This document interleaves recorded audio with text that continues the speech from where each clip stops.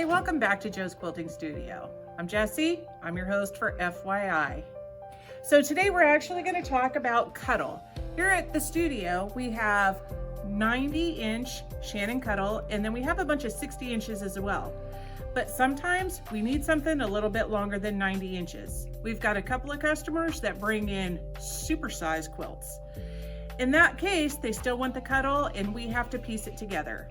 At home, it's always kind of a pain when you have to piece it together. It's a lot to handle. We'll go ahead and do that piecing for you in here. And then we put it on the machine and we have to handle that in a certain way. So we're gonna go through this process for you. This right here is two 90 pieces put together.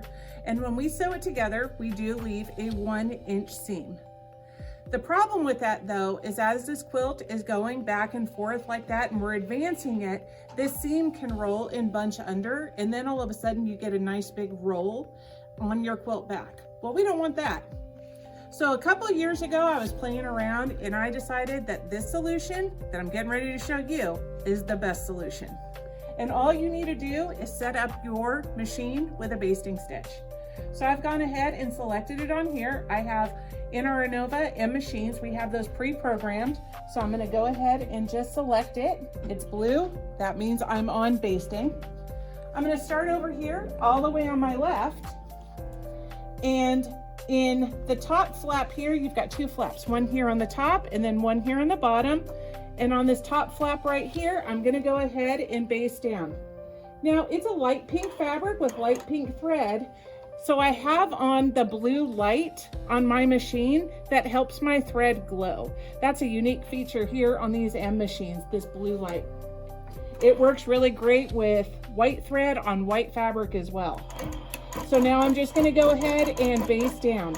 I'm gonna try and stay as close to the top as I can.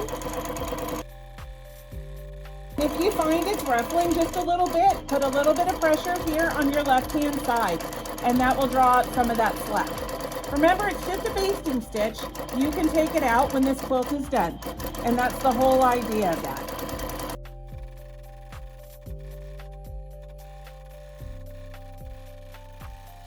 Then once you get here to the end, you're just gonna come straight down and go back the other side. If you need to press down on the other side, go ahead.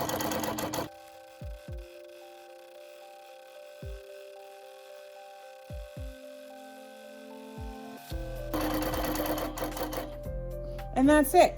It's all basted down. It's not gonna flip over on me.